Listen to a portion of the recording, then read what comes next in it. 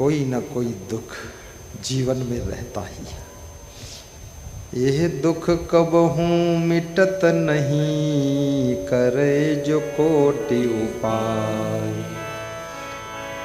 ये दुख कभी मिटने वाला नहीं है, सारा संसार दुखी है। राजा दशरथ रोने लगे। सुमंत मंत्री ने पूछा, हे दशरथ, आप रोते हो, अच्छा नहीं लगता है। आपको क्या दुख, आप तो चक्रवर्ती हैं। राजा दशरथ ने कहा, आज जब मैं अपने सिर पर मुकुट लगा रहा था तो मैंने दर्पण में अपना चेहरा देखा तो मेरे कान के बाल पक गए थे,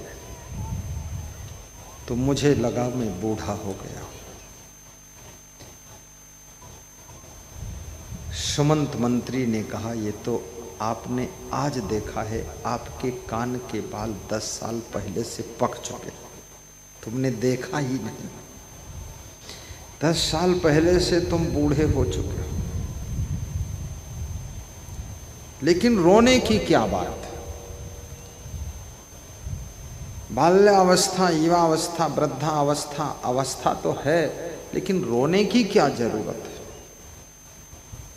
इसलिए रो रहा हूं कि कोई मेरे संतान नहीं है, बुढ़ापा आ गया है और कोई बच्चे नहीं हुए। हे राजन, रो मत, अपना दुख अपने गुरु से कहो।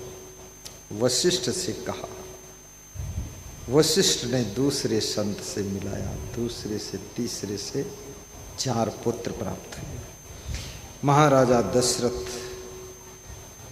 संतानहीनता का दुख तो मिट गया, 4 पुत्र मिल गए, भगवान जैसा पुत्र है। लेकिन राम भगवान का वनवास हो गया, फिर राजा दुखी हो गए और राम के वियोग के दुख में राजा दशरथ की मृत्यु हो गई। जिनसे तुम्हारा ज्यादा दिल जुड़ जाता है, उनके वियोग में तुम जी नहीं सकते हो। ये जीना भी बहुत कठिन है संसार में, इसलिए ध्यान रखना। अब राजा दशरथ ने स्वयं वनवास दिया, राम को स्वयं दिया वनवास। मांगा वनवास कैकेयी ने, दिया दशरथ ने, और मरे दशरथ ही, मर गए। दशरथ ने कहा, राम के बिना जी नहीं पाऊंगा। दशरथ को कोई सलाह नहीं दिया, अन्यथा लक्ष्मण और सीता जब राम के साथ में वनवास जा सकते थे तो राजा दशरथ भी राम के साथ वनवास चले जाते, अपने बेटे को रोज देखते रहते, जिंदा रहते, ना मरते तो अच्छा था। लेकिन मर गए, वन को नहीं गए। तो लोगों ने कहा कि बूढ़े थे तो वन में कैसे पैदल जाते। तो फिर मैं उनको सलाह देता हूँ कि वो रथ पर बैठ लेते, जिधर राम जाते रथ पे बैठे बैठे उधर ही भगवान को देखते रहते और साथ में जाते। और रथ में थोड़ा नमकीन और मीठा चना चबेना भी रख लेते, थोड़ा आटा, दाल, चावल, शक्कर और 2-4 नौकर और चूल्हा उल्हा और बना बना कर बढ़िया पकौड़ी अपने बेटे भी खिलाते, खुद भी खाते, जिंदा रहते। लेकिन सब मामला बिगड़ गया, भगवान के बाप मर गए। वियोग का दुख भी कठिन दुख है, बिछुड़न का दुख भी बहुत बड़ा दुख है। जहां अधिक प्रेम हो जाता है उनका बिछुड़न घाव कर जाता है। अल्प सुख दुख आदियो अंता, मन भुलान मैं कर मैं मनता। अल्प सुख दुख आदियो अंता, मन भुलान मैं कर मैं मनता। बहुत बड़ी बात है। मनुष्य का मन संसार में ऐसे भोला है जैसे कोई मतवाला हाथी कागज की हथनी को देख करके भूल जाता है। हाथी को पकड़ने के लिए बहुत लंबा चौड़ा गहरा गड्ढा खोदा जाता है। उस गड्ढे के ऊपर एक कागज की हथनी को खड़ा कर दिया जाता है। हाथी जब आता है, देखता है कोई हथनी खड़ी है, तो उसके ऊपर वो कूदता है और वो हथनी कागज की टूट जाती है और नीचे गड्ढे में हाथी गिर जाता है। वो गड्ढे में गिर गया, कोशिश बहुत करता निकलूं पर निकल नहीं पाता है। 10 दिन भूखा प्यासा उसी में पड़ा रहता है।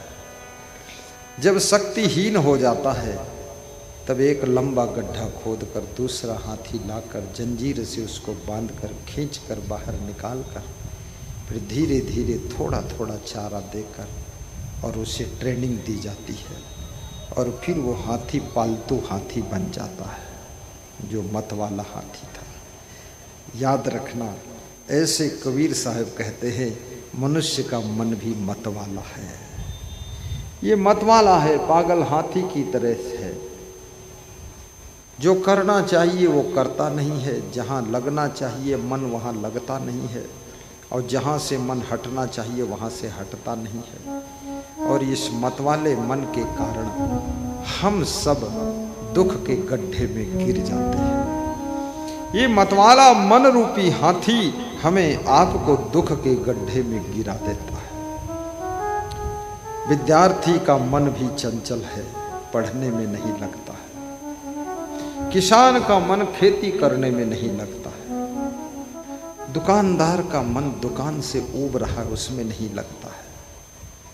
और दूध का धंधा करने वालों का मन गाय भैंस में अब नहीं लगता है। वो सोचते हैं कोई ऐसी साइकिल बन जाए जो साइकिल से दूध निकलने लगे, दूह लूं और चारा ना खाए बेच दो दूध, भैंस ना पालना पड़े। जो जिस कार्य को कर रहा है उस कार्य से उसका मन ऊब रहा है, बहुत उबता डूबता है। लोग छटपटाते। साधु का मन साधना में नहीं लग रहा है। साधु भी सोचता है अरे कब गुरु जी से फुर्सत मिले तो नदी नाला पहाड़ देखूं, सब कुल्लू मनाली उल्लू बनकर घूमूं, जाकर हिमालय में घूमूं, खोपड़ी गंजी कराऊं। उसका मन भी भटकता है। और जिसका मन जहां लगना चाहिए वहां लग जाता है तो साधु भी महान बन करके सुख पाता है और गृहस्थ भी अपनी गृहस्थी में सफल होकर के यश पाता है और सुकून पाता है। इसलिए मन लगाइए। गृहस्थी लोग करते हैं लेकिन फिर गृहस्थी मन नहीं लगता लोगों का। इसलिए बहुत से गृहस्थ लोग खाम खा घर से घूमने चले जाते हैं। घर में बहुत कचरा गंज बना दिया है, नरक गंज बना दिया है। खूब झगड़ा लड़ाई, तू मैं कले कलेश, टिल टिल टिल टिल पिल पिल पिल पिल, और फिर निकल जाते हैं घूमने के लिए। देखिए, घर से भागने से भी शांति नहीं मिलती। 4 बात अपनी पत्नी की भी सुनना सीखो और घर में कम बोलना सीखो। घर को साफ सुथरा रखना सीखो और घर में संतोष पूर्वक रहना सीखो। संतोष भी रखो, आपाधापी मत करो। खाने से पहले एक बार मन में ये ख्याल आना चाहिए कि मेरे मम्मी पापा ने, सास ससुर ने, मेरी वाइफ ने, मेरे भाई ने, मेरी भाभी ने, मेरे बेटे ने, सबने भोजन किया कि नहीं किया। ये एक बार तुम्हारे मन में ध्यान आना चाहिए।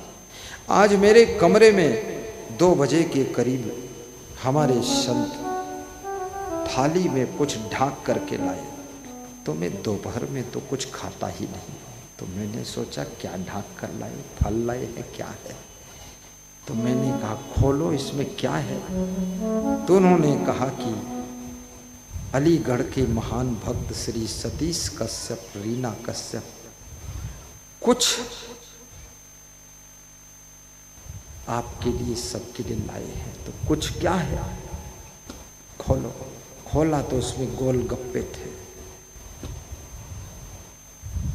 और गोल गप्पे में भरने वाला वो खट्टा पानी, खटाई और मीठी चटनी और उसमें भरने वाला दही और आलू अलग अलग जितना गुरु भरना चाहे भर ले खा ले। तो मैं देखा, खाने से पहले मैंने पूछा कि सब संतों को खिलाओ, सब लोग खाए कि नहीं। बोले आपके यहाँ हम ले आए हैं, अब उधर सबका भोग शुरू हो गया है। तो हमने कहा ठीक है। तो सतीश जी कहाँ हैं? बोले नीचे बना रहे हैं भंडार में। अच्छा। तो मैं खाया, एक गोलगप्पा खाया, फिर 2 गोलगप्पा खाया, पानी भरा, फिर एक बार दही भरा और चटनी भरा, उल्ट पुल्ट किया। फिर ये साधु खड़ा था, ये होशियार है ये भी। हमने पूछा इसमें क्या डुबा के खाना चाहिए बता दे। तो ये तो बहुत डुबा के खा चुका है। तो बताया इसको इसमें डुबाओ, उसको उसमें डुबाओ। तो उसके बताने से मैं डुबाया, क्योंकि मैं कभी जिंदगी में विद्यार्थी जीवन में या घर में कभी ये चाट और गोलगप्पा खाया ही नहीं, और साधु बना तो भी किसी दुकान पर खाया नहीं। मेरी जिंदगी में 2-4 भक्त है, वही कभी लाकर खिला देता है तो खा लेता हूँ एक आधा, नहीं तो खाया नहीं। क्योंकि मुझे मालूम था मुझे साधु बनना है, इसलिए मुझे सबसे पहले अपनी जबान कंट्रोल करना चाहिए और संतोष रखना चाहिए। तो ये घर ही से साधना हमने पूरी कर ली थी। साधु बनने के बाद कोई तकलीफ हुई ही नहीं, ना ये हुआ कि ये छोड़ो वो छोड़ो ये त्यागो। हम सब पहले से ही त्याग करा गए थे। कितने लोग साधु बनने के बाद बहुत दुखी होते हैं, अरे घर में चाय पीते थे यहाँ चाय नहीं मिलती है, घर में बीड़ी पीते थे यहाँ बीड़ी पीने को नहीं मिलती है, और घर में गांव घूमने जाते थे यहाँ गुरुजी घूमने नहीं देते हमको, हाय रे घर में हम तो गोबर खाते थे यहाँ गुरुजी गोबर नहीं खाने देते। ऐसे दुखी होते हैं। पर मेरा तो कुछ भी लफड़ा नहीं, सब पहले से ही त्याग है। आज बड़े प्रेम से गोलगप्पे खिलाया। मैं आपसे कहूँगा कभी कभी आप भी गोलगप्पे खा लिया करो, और कभी कभी समोसा भी खा लिया करो, और कभी थोड़ा चाट भी खा लिया करो, और कभी थोड़ा बर्फी पेड़ा रसगुल्ला भी खा लो, और दाल चावल सब्जी रोटी रोज खा लिया करो, और कभी कभी लंघन भी रहो। लंघन, लंघन जानते हो? लंघन माने होता है भूखे रहना, व्रत रहना। लंघन रहकर देख लो, शरीर के सैकड़ों रोग आपके 24 घंटे में नॉर्मल हो जाएंगे। लंघन रहो। आयुर्वेद में लंघन को महाऔषधि कहा गया है। लंघन रहना, और थोड़ी देर लंघन रहोगे, कुछ नहीं खाओगे तो बड़ी तड़फन होगी, और उसके बाद जब 12 घंटे बीतेंगे तो आपको प्रैक्टिस हो जाएगी, और बिना खाए बिना कुछ भी नहीं खाना, पानी केवल पियो, नींबू थोड़ा डालकर पानी पी लो, देख लो शरीर डिटॉक्स हो जाएगा, शरीर का सारा विकार निकल जाएगा, चेहरे का रंग भी चमक जाएगा। थोड़ा लंघन, लंघन जैसे व्रत रहते ना, एकादशी व्रत, इसमें ऐसे कितने लोग हैं जो एकादशी व्रत रहते हैं? हाथ ऊंचा करो। 2 महिला है, 3, 4, 5, फालतू 4 ही है। एक छोटा बच्चा 3 साल का हाथ उठाता है, उसको मालूम भी नहीं एकादशी और द्वादशी क्या होता है, फालतू हाथ उठाता है। 3-4 महिला रहती, पुरुष तो रहता ही नहीं है। ये तो आधी रात को रजाई के भीतर भी कुछ खा लेता है। व्रत रहना चाहिए, और शाकाहारी जीवन जीने का व्रत जिंदगी भर के लिए ले लेना चाहिए कि शाकाहारी रहूंगा। जैसे उस चोर ने व्रत लिया, नियम व्रत लिया, पराई स्त्री को छुएंगे नहीं, जिसके कारण वो पराई स्त्री ने समझ लिया कि ये जब हमको माँ मान लिया तो मैं इसको बेटा मानती हूँ, और इसको मैं राजा बना दूंगी। अब मैं राजा की माँ बन गई और राजा बन गया। एक नियम व्रत उसको राजा बना देता है। आप भी नियम व्रत का पालन तो करके देखो, आप राजा बनो न बनो, लेकिन सुखी तो हो ही जाओगे। एक नियम व्रत, नियम कि माता पिता के पैर सवेरे उठकर छूएंगे, कितने बच्चे ऐसे हैं जो अपने माता पिता के पैर छूते हैं, कितनी बहुएं ऐसी हैं जो अपने सास ससुर के पैर छूती, हाथ उठाओ। बहुत सुंदर। घोर कलयुग आ गया है, इसमें भी केवल 5-6 लोग हैं, ज़्यादा लोग बचे ही नहीं। पता नहीं ये किसके पैर छूते, सवेरे उठकर भैंस के पैर छूते हो क्या? थोड़ा विचार तो करो। अरे माँ के पैर छूने में शर्म नहीं लगनी चाहिए। कितने लोग ऐसे हैं जो अपने घर में गुरु का फोटो रखकर गुरु की पूजा करते हैं, हाथ उठाकर बताओ। इसमें है 50 लोग कर, ठीक है। कितने लोग ऐसे हैं जो राम भगवान, कृष्ण भगवान, हनुमान जी, शंकर जी, किसी भगवान का फोटो रख करके सुबह शाम थोड़ा थोड़ा पूजा करते हैं, हाथ उठाइए। इसमें भी 100 लोग हैं। ये बाकी लोग किसकी पूजा करते हैं कुछ समझ में नहीं आता। ऐसे कितने लोग हैं जो सुबह शाम दारू की पूजा करते हैं, ओम दारू नमः। ऐसे कितने लोग हैं? कोई नहीं, कोई नहीं, यहाँ कोई दारू वाला नहीं, सब दारू से मुक्त है। कितना अच्छा है, कोई दारू नहीं पीता। अलीगढ़ प्रेम का गढ़ है, भक्ति का गढ़ है, सेवा का गढ़ है। ये भोले, ये महान भक्त भोले, ये कोई साधारण भक्त नहीं है। धन्य है इसके पिता श्री सुबेलाल साहब, जिसने इस बालक को जन्म दिया। धन्य है मां उर्मिला देवी, जिसने अपने कोख से पैदा किया। और धन्य है उसकी पत्नी रत्नेश देवी, श्रीमती रत्नेश। कहाँ है रत्नेश? खड़ी हो जाओ। कौन है रत्नेश? आई है रत्नेश? उधर खड़ी है, वही है हैं? बोले देखत कहने अपनी पत्नी की तरफ। लोग अपनी पत्नी की तरफ डरने मारे देखत नहीं कि एक बार देखें तो वही छुट्टी नहीं मिली।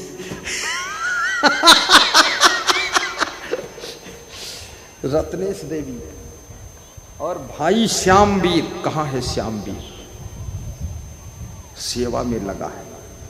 श्यामवीर की पत्नी रूबी देवी और श्री सत्यवीर यादव, प्रधान श्री मुकेश यादव। मुकेश भी सेवा में बहुत अच्छा। खड़े हो मुकेश, तुम शर्माते क्यों?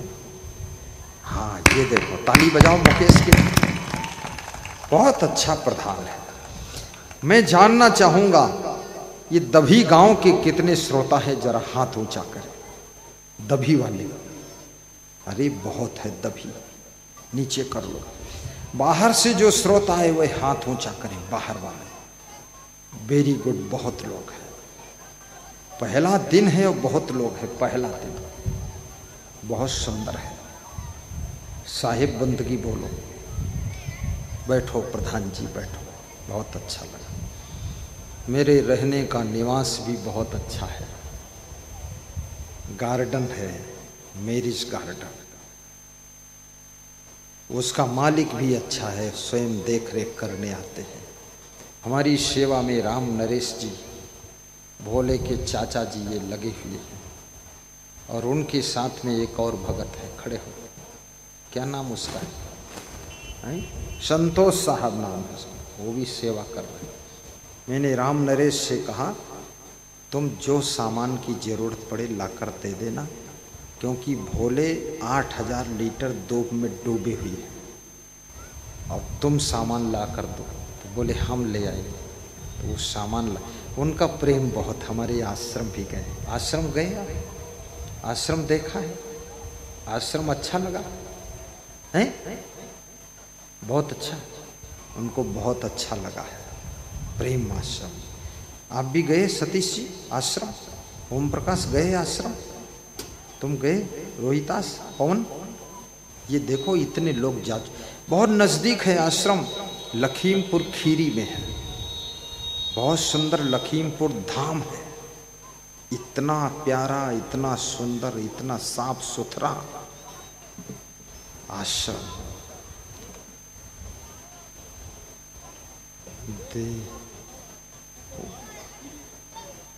देखत बन सरे सैल सुहाई, वाल्मीकि आश्रम प्रभु आई। देखत बन सरे सैल सुहाई। रामायण की चौपाई है। भगवान राम ने जब वाल्मीकि के आश्रम को देखा, सुचि सुंदर आश्रम निरखी, हर से राजू नैन। रामचंद्र भगवान को ऋषिवर आए ले। वाल्मीकि के आश्रम की सुंदरता और शुचिता को देख करके भगवान के नयन हर्षित हो गए और वाल्मीकि आश्रम से थोड़ा बाहर चलकर गेट पर राम को लेने के लिए आ गया। वाल्मीकि देखत प्रभु चरना, करी दंडवत प्रणाम तो चरना। दंडवत प्रणाम राम ने किया। सुचि सुंदर आश्रम ने रखे। आश्रम शब्द ही बहुत प्यारा है। आइए और श्रम कीजिए, आइए और विश्राम कीजिए, आइए और सेवा कीजिए, आइए और आराम कीजिए, आइए और आहार ग्रहण कीजिए, आइए और आत्म ज्ञान प्राप्त कीजिए, आइए और आत्म शांति लीजिए, आइए और आत्म कल्याण कीजिए, आइए और आनंद में डूब जाइए। जहाँ ये सब चीजें हैं उस स्थान का नाम आश्रम होता है, आश्रम होता है। देखत बन सर सैल सुहाए, वाल्मीकि आश्रम प्रभु आए। राम दीख मुनि बास सुहावन, सुंदर गिरि कानन जल पावन। कल मैं मैनपुरी के एसपी श्री गणेश साहा, उनके निवास में पधरौनी थी। मंडप लगाया, प्रवचन करवाया, 25-30 भक्त गए, उनको भी जलपान कराया। और तो वे कहने लगे, आपका जो आश्रम है गुरुजी, मैं लखीमपुर में एसपी था, आश्रम ऐसा ही होना चाहिए, बिल्कुल बाग बगीचा, फूल फुलवारी और सुंदर साफ सफाई। बोले मुझे लखीमपुर से ट्रांसफर हुआ, थोड़ा दुख लगा, मेरा आश्रम छूट गया, अचानक ट्रांसफर हो गया और आप यहाँ आ गए गुरुजी दर्शन देने। मेरा दिल खुश हो गया कि मेरा गुरु, मेरा संत मुझको अभी भी आशीर्वाद दे रहा है। पुलिस कप्तान मैनपुरी जिले का, उसके मन में बोले, ये मन में टीस है कि मैं लखीमपुर से क्यों विदा हो गया। रिश्ते अच्छे बन गए हमारे। ये आश्रम गए हैं राम नरेश भैया, ये 2 शब्द आश्रम के बारे में बताएंगे। देखो आप भी आना, सबका न्योता है, बताइए। सुधार दे दो। मैं परम पूज्य गुरुदेव जी के आश्रम सन 2023 में पहुंचा था अपने बच्चों को लेकर। तो गुरुजी के आश्रम की जो शोभा मैं वर्णन नहीं कर सकता हूँ, इतना सुंदर मैंने आश्रम कहीं नहीं देखा। और गुरुजी के आश्रम पर मुख्यमंत्री, मंत्री, डीएम, एसपी और राष्ट्रपति भी कार्यक्रम वर्ष में गुरुजी के परम पूज्य गुरुजी क्षमादेव जी महाराज की पुण्यतिथि के उसमें होता है। तो मंत्री, मुख्यमंत्री, डीएम, एसपी अधिकारी गण भी आते हैं और आश्रम की मैं शोभा वर्णन नहीं कर सकता हूँ। इन्हीं शब्दों के मैं अपनी वाणी को विराम देता हूँ। और आश्रम में सफाई इतनी कि जो कहीं भी गंदगी मक्खी भी नहीं दिखाई देती। अच्छा, बोलिए सदगुरुदेव भगवान की जय।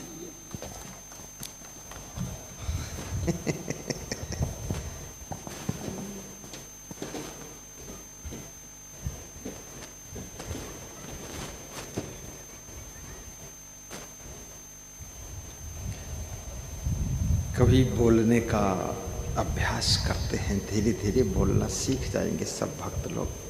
अभी ज़्यादा आता नहीं, लेकिन वास्तव में मैं आपसे कहूँगा, मुख्य 2 ही आश्रम होते हैं, गृहस्थाश्रम और संन्यासाश्रम।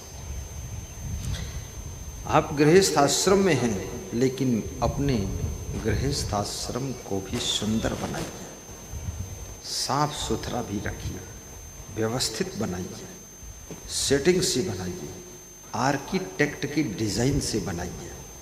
ऐसे उल्लुल जुल्लुल टेढ़ा मेढ़ा अब्बड़ खब्बड़ मत बनाइए, ठीक ठाक बनाइए। मकान सुंदर होगा जब जब तुम मकान में प्रवेश करोगे, तुम्हारा मन प्रसन्न होगा। 2 चीजें बिल्कुल फिट रखो, मकान और गाड़ी। कहीं जाना हो, रात हो, बरसात हो, फट से चले जाइए। और मकान सुंदर है, कुछ भी पानी वानी बरसे, आराम से सोते रहिए, विश्राम कर लीजिए। ऐसा मेहनत करिए, पैसे का दुरुपयोग मत करिए।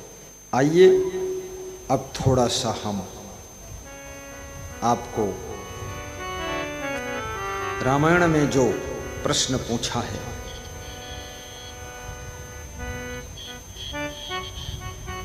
शिव जी से भवानी जी ने राक्षस कौन है उसका उत्तर देता। शिव जी कह रहे हैं, हे भवानी, खाई कबाब शराब सरोजा, निस दिन पर नारी ने कहाँ खोजा।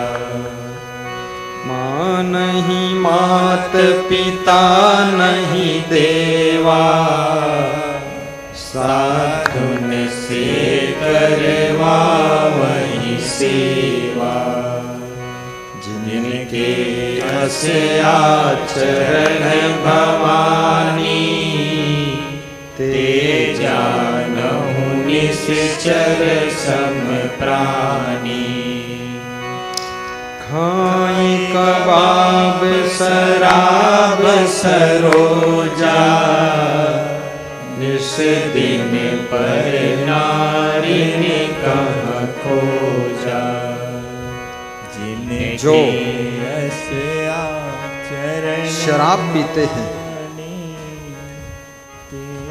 अंडा खाते हैं, मांस मछली खाते हैं, हे भवानी, वही राक्षस है। जो पराई स्त्रियों को सताते हैं, वे राक्षस हैं। जो माता पिता को दुख देते हैं, वे राक्षस हैं। जो साधु संतों को भी दुख देते हैं, वो भी राक्षस हैं। जो देवी देवताओं को गाली देते हैं, वो भी राक्षस है। माँ नहीं मात पिता नहीं देवा, साधुन से करवा वही सेवा। जिनके अस आचरण भवानी, ते जानहु निश्चर सम प्राणी। ते जानहु निश्चर सम प्राणी। निशाचर, निशा माने रात होता है, और चर माने विचरण होता है। जो रात में विचरण करता है उसे निशाचर कहते हैं। निशा का तात्विक अर्थ है अज्ञान रूपी अंधेरी रात। जो अज्ञानता की रात्रि में विचरण करता है वो राक्षस होता है। और जो माता पिता को दुख देता है, माता पिता के मान सम्मान को नष्ट कर देता है, जो अपने माता पिता की पीड़ा को समझता नहीं है, विवाह होने के बाद अपने प्रेम को 50-50 बांटना चाहिए। 50% पत्नी से और 50% माता पिता से प्रेम कीजिए, आधा आधा बंटवारा कर दीजिए। कितने लोग विवाह के बाद 100% पत्नी को प्रेम देते हैं लेकिन माता पिता को 0 कर देते हैं। ऐसे माता पिता दुखी रहते हैं। और कितने लोग विवाह होने के बाद भी अपनी पत्नी को प्रेम 0 कर देते हैं और पराई स्त्री से प्रेम करते हैं, वे भी राक्षस कहे जाते हैं। संसार में पशु पक्षियों से भी प्रेम रखो, लेकिन जो आपके गृहस्थ आश्रम के रिश्ते हैं उनको जरा संभाल कर रखो। मांस, मछली, अंडा, मुर्गा, शराब, गांजा, चरस, तंबाकू, बीड़ी, सिगरेट, अफीम, ये सभी नशा राक्षस के ही लक्षण हैं। सभी नशा का त्याग करो, केवल सत्संग का नशा चढ़ना चाहिए। और ऐसा सत्संग का नशा चढ़ जाए, अरे बिना सत्संग सुने चैन न मिले, मन माने ही ना।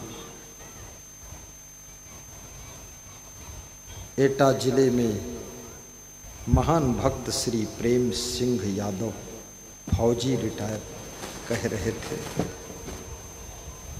कि जब सत्संग सुन लेता हूं तभी नींद आती है। ऐसा सत्संग का नशा चढ़ गया है। सत्संग के प्रभाव से तुम्हारा स्वास्थ्य भी अच्छा हो जाता है, सत्संग के प्रभाव से बिजनेस भी बढ़ता है, और सत्संग के प्रभाव से तुम्हारी गृहस्थी भी सही चलती है।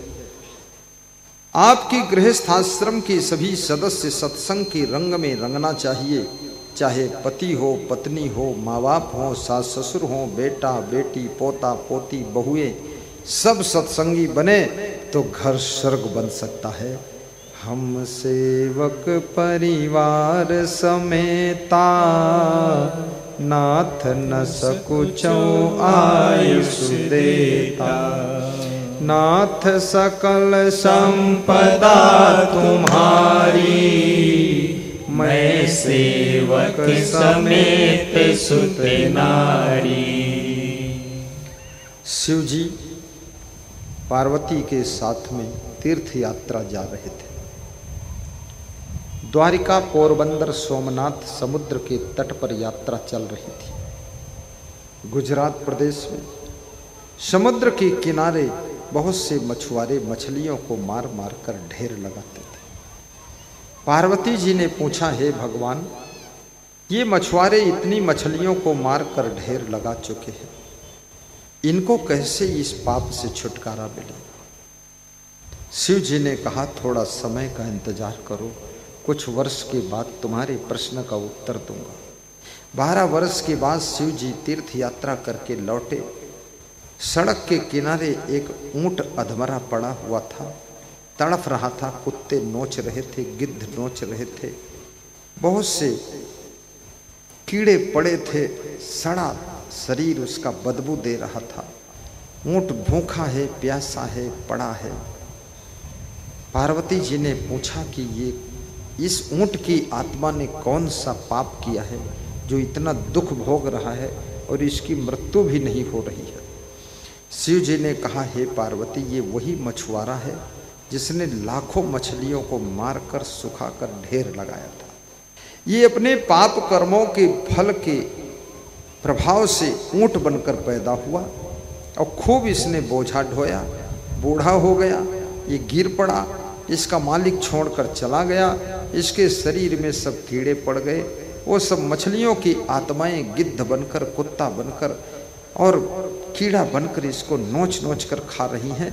और 1 महीना और इसको नोच कर खाएंगी। जब इसके पूरे पाप के कर्म फल भोग लेगा तब इसकी मृत्यु हो जाएगी। तो पार्वती ने कहा कर्म का फल हे भगवान बहुत कठिन है। तो शिव जी ने कहा कर्म का फल इंसान तो इंसान, भगवान को भी भोगना पड़ता है, तो इंसान इससे बच ही नहीं सकता है। कर्म प्रधान बेसुर रचि राखा, जो जस करहि सो तस फल चाखा। कबीर कमाई आपनी, कभी न निष्फल जाए। बोया पेड़ बबूल का, आम कहाँ से खाए।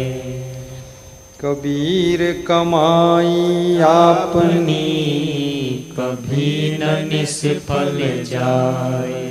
बोया पेड़ बबूल का, आम कहाँ से खाए।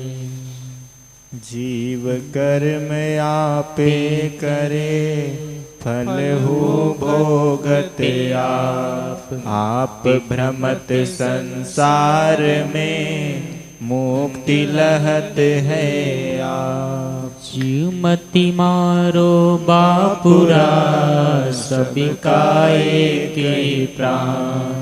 हत्या कबहु न छूटी है, जो कोटि न सुनो पुराण।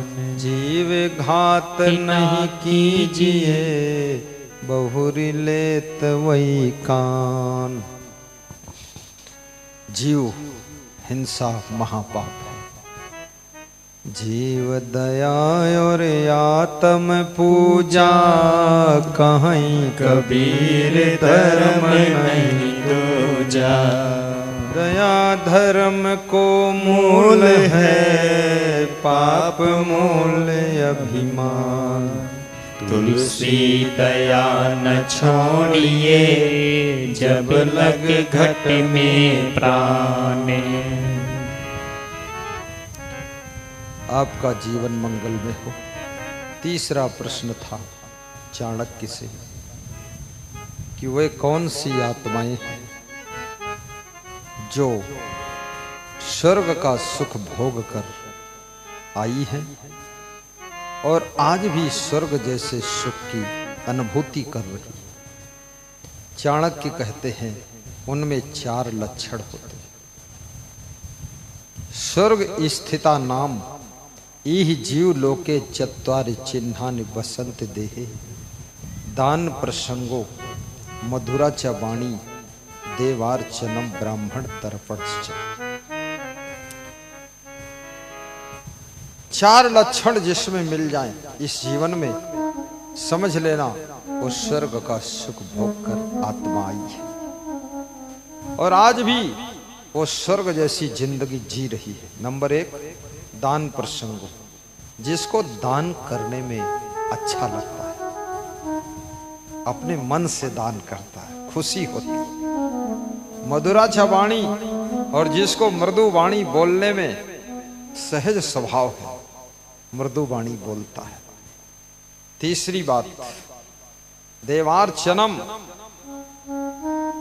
जो देवी स्वरूपा माताओं बहनों, देव तुल्य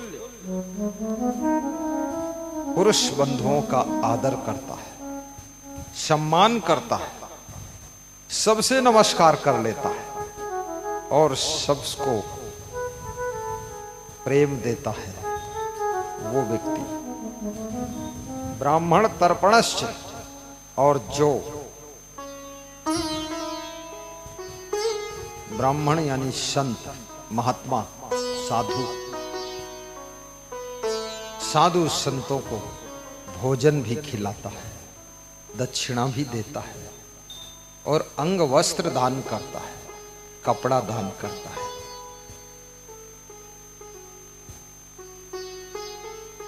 ऐसे महान संतों की जो सेवा करता है, इस लक्षण से चाणक्य कहते हैं ये पता लग जाता है कि वो आत्मा स्वर्ग का सुख भोग कर आई है और आज भी वो स्वर्ग जैसी जिंदगी जी रही है। जितेंद्रिय धर्म परः स्वाध्याय निरतः शुचि काम क्रोधो बसो यश तम देवा ब्राह्मणम विदु। जो जितेंद्रिय है, धर्मपरायण है, स्वाध्याय में रत है, अंदर बाहर से पवित्र है, काम क्रोध को जीत चुका है, उसको देवता लोग ब्राह्मण कहते हैं। और ये सब लक्षण कोई महान संत में ही होते हैं, साधारण व्यक्ति में नहीं होते हैं। इसलिए महान संत ही शुद्ध ब्राह्मण होता है और जो शुद्ध ब्राह्मण है वो महान संत माना जाता है। उसकी जाति कोई भी हो, उससे कोई मतलब नहीं। जैसे भगवान कृष्ण की जाति यादव है, लेकिन ब्राह्मण भी उनकी पूजा खूब करते कि नहीं करते? ठाकुर भी करते, सब हिंदू करते। अब वो यादव नहीं, अब भगवान है। उनका भगवान बहुत ऊंचे बढ़ गए हुए, लेकिन यदुवंश का सौभाग्य है कि उनके यदुकुल में भगवान का अवतार हो। ये बहुत बड़ा सौभाग्य है। राम भगवान का अवतार राजपूत कुल में हो गया, परशुराम भगवान का अवतार ब्राह्मण कुल में हो गया, और कबीर का अवतार तो पता ही नहीं कौन कुल में हुआ है। इनका कुल सब गायब है, लेकिन बहुत महान संत थे वो भी। परंतु संत होने के बाद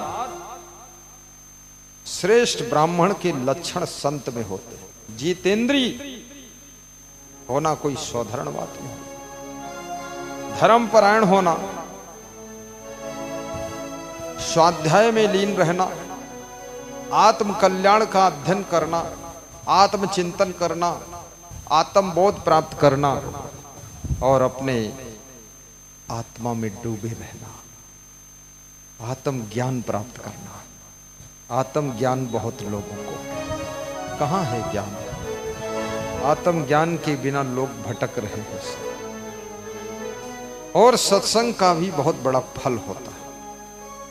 तुम अजर अमर अविनाशी आत्मा रूपी परमात्मा हो, ऐसा कहा जाता है।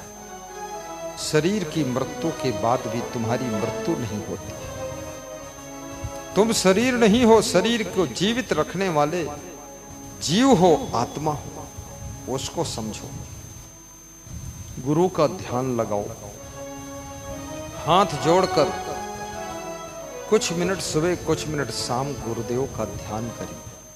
जैसे हाथी के पांव में सबके पांव समा जाते हैं, ऐसे गुरुदेव में सब देव समा जाते हैं। गुरु पूजा में 33 करोड़ देवी देवता